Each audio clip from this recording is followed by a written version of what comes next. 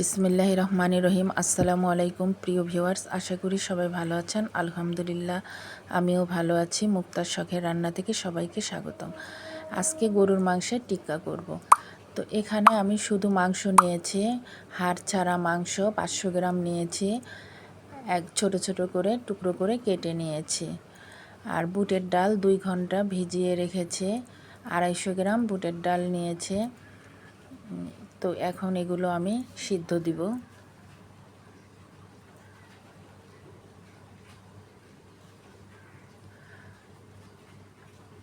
তো মাংসগুলো দিয়ে দিচ্ছে।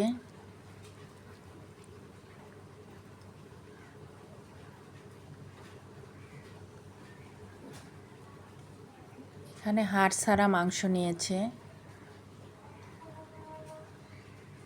তো ডাল দিয়ে দিলাম। এখন পরিমাণ মতো লবণ দিয়ে দিব।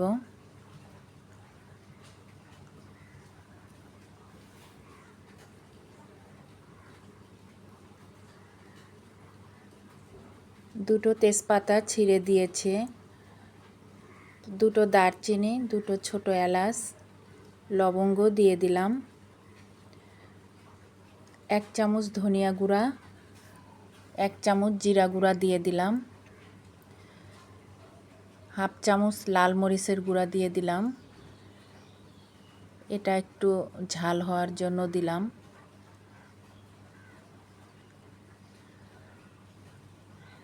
এখানে গরম মশলা, ছোট এলাচ, দারচিনি, জয়ফল, জয়ত্রী সব একসঙ্গে আমি গুঁড়া করে নিয়েছি। কয়েকটা কাঁচামরিচ দিয়ে দিলাম। আর টক দই দিয়ে দিলাম। এটা বাসায় বানিয়ে নিয়েছি দুধে লেবু দিয়ে। তো একটু নেড়ে চেড়ে নিলাম। এখানে জয়ফল, জয়ত্রী দিলে ঘ্রাণটা ভালো আসে।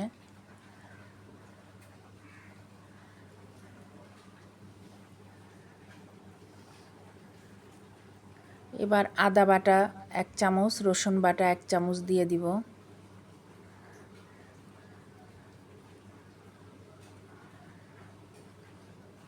দিয়ে একটু মিশিয়ে নিব। পরিমাণ মতো তেল দিয়ে দিব।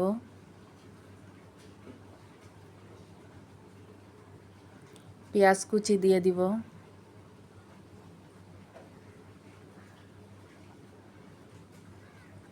এগুলো একসঙ্গে মেখে দেওয়া যেত, তো আমি একটু পরে দিলাম।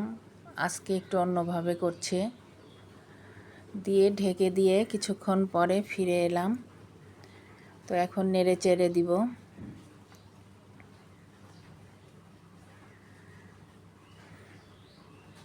তো মাংসগুলো সিদ্ধ হয়ে গেছে।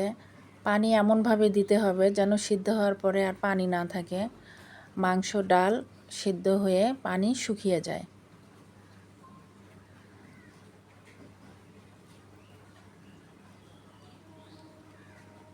তো আবারও কিছুক্ষণ ঢেকে আবারও একটু সিদ্ধ করে নিব। তো মাংস সিদ্ধ হয়ে গেছে। মাংস নরম হয়ে গেছে, ডাল তো সিদ্ধ হয়েছে। তো এখন এগুলো তুলে নিব। এখন এগুলো পাটায় পিষে নিব। আপনারা চাইলে ব্লেন্ডার করেও নিতে পারেন। তো আমি পিষে নিয়েছি।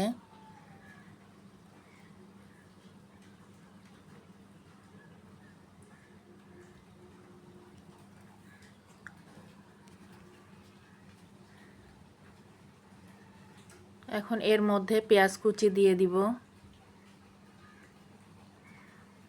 কাঁচামরিচ কুচি দিয়ে দিব,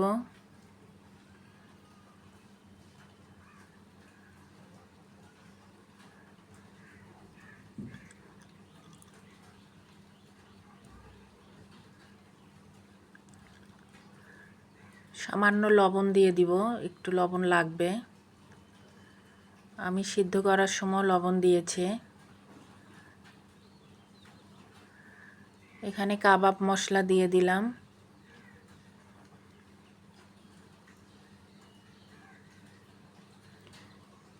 এবার হাত দিয়ে এগুলো ভালো করে মেখে নিব। ভিডিওটি ভালো লাগলে একটা লাইক শেয়ার কমেন্ট করবেন, একটা সাবস্ক্রাইব করবেন। যারা সাবস্ক্রাইব করেছেন তাদেরকে অসংখ্য ধন্যবাদ। আর যারা আমার ছোট্ট চ্যানেলটিতে এখনও সাবস্ক্রাইব করেননি তারা দয়া করে একটা সাবস্ক্রাইব করবেন।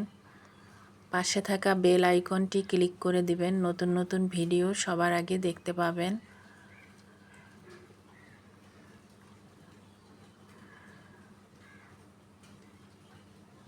তো ভালোভাবে মেখে নিব।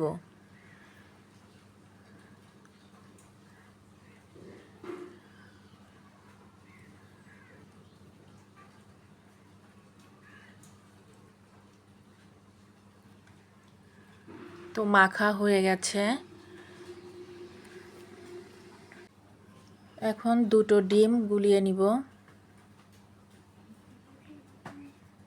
সামান্য লবণ দিয়ে দিলাম, দিয়ে ডিম দুটো ফেটে নিব।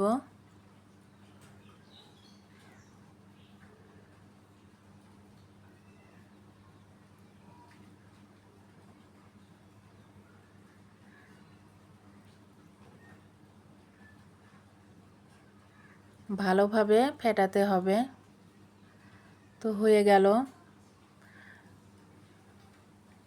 এখন ব্রেড ক্রাম্বস নিয়েছি, এটা আমার ঘরে তৈরি ব্রেড ক্রাম্বস পাউরুটি দিয়ে। তো বাইরে থেকে টাকা দিয়ে কিনে না এনে বাসায় বানালে ভালো হয়। এটা আমার চ্যানেলে দেওয়া আছে, চাইলে দেখে নিতে পারেন।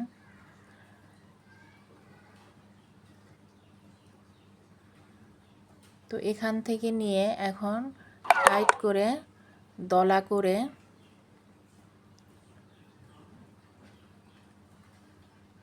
হাতের সাহায্যে চেপে চেপে একটা বল বানিয়ে নিয়ে তারপরে হাতের সাহায্যে ঘুরিয়ে ঘুরিয়ে চ্যাপটা করে এইভাবে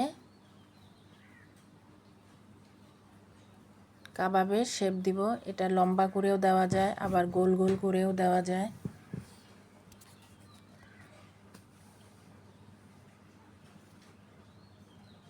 আর একটা দেখুন,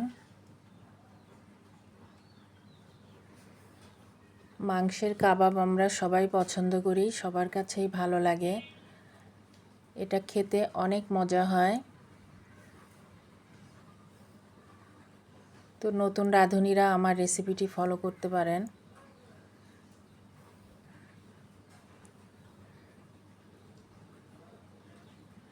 এভাবে ভালো করে চেপে চেপে নিতে হবে যাতে ফেটে না যায়, না হয় ভাজার সময় ফেটে যায়।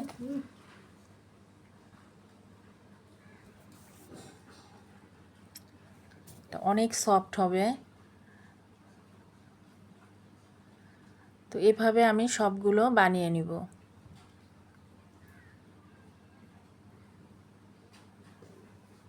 সবগুলো বানিয়ে নেওয়া হয়ে গেছে।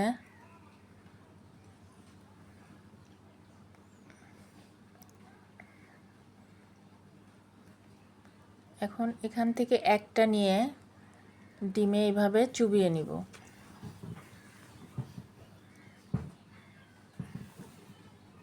ডিমে চুবিয়ে ব্রেড ক্রাম্বসে দিয়ে দিব। এখানে আপনারা বিস্কিটের গুঁড়াও দিতে পারেন।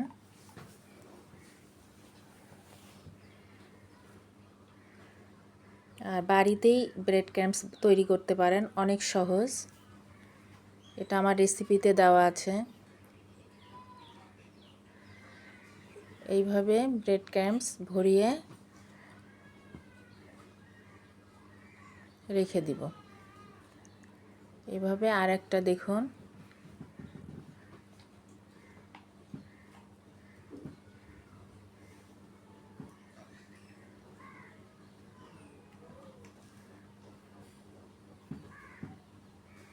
ডিমের থেকে তুলে এইভাবে ব্রেড ক্রাম্বসে দিয়ে তুলে নিব। এটা আমি সাদা ব্রেড ক্রাম্বস তৈরি করেছি। কালার করতে চাইলে জর্দা রং, ফুড কালার দিয়ে কালার করে তৈরি করা যায়।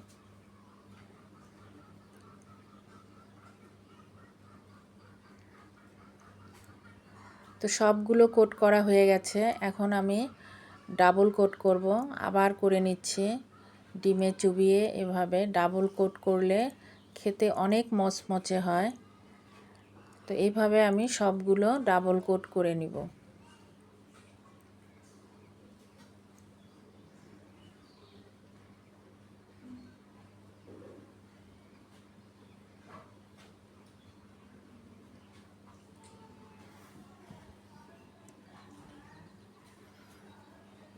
এভাবে বেশি করে করে আমরা ডিপ ফ্রিজে সংরক্ষণ করতে পারি 2-3 মাস। তো যখন খুশি শুধু ভেজে নিলেই হয়। তো আমি বেশি করে করেছি, আমারগুলো হয়ে গেছে, ডাবল কোট করেছি। আমি কিছু ডিপ ফ্রিজে রেখে দিব। তো যখন মন চাবে তখন আবার ভেজে খাওয়া যাবে। তো এখান থেকে আমি কয়েকটা ভেজে নিব। একটা এয়ারটাইট বক্সে রেখে দিতে হবে ডিপ ফ্রিজে।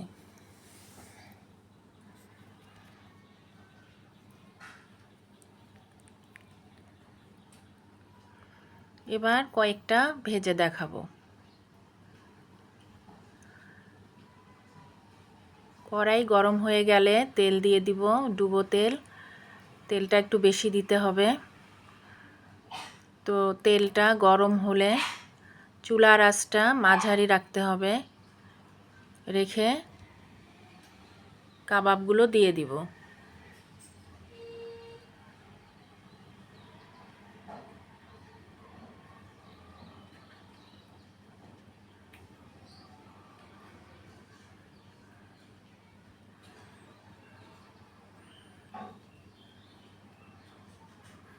এটা খেতে অনেক মজা হয়। তো একটু সময় নিয়ে আমরা যদি ভালো করে এটা তৈরি করি, খেতে অনেক মজা হয়। তো এক পিঠ হয়ে গেলে অপর পিঠ উল্টে দিব।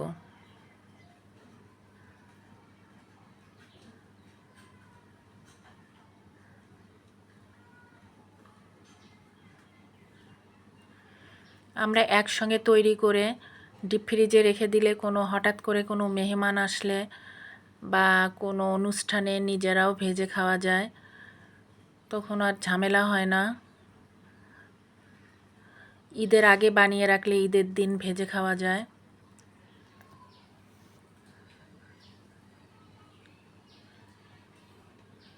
তো এভাবে আমি লাল লাল করে ভেজে নিব।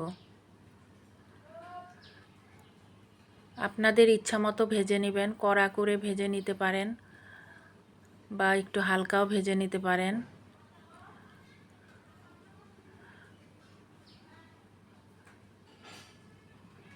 তো এভাবে আমি একটু কড়া করে লাল লাল করে ভেজে নিব।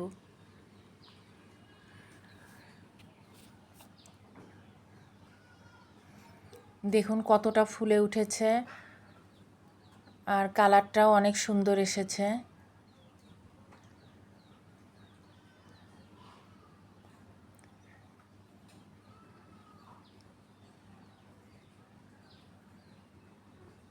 তো হয়ে গেল আমার টিকিয়া কাবাব তৈরি। এখন উঠিয়ে নিব। মাশাআল্লাহ, অনেক সুন্দর হয়েছে, খেতেও অনেক মজা হয়েছে, মুচমুচে হয়েছে। দেখেই বোঝা যাচ্ছে অনেক ক্রিস্পি হয়েছে। তো আশা করি রেসিপিটি ভালো লেগেছে। সবাই ভালো থাকুন, সুস্থ থাকুন। আগামীতে আবার কোনো রেসিপি নিয়ে আসবো ইনশাআল্লাহ। আল্লাহ হাফেজ।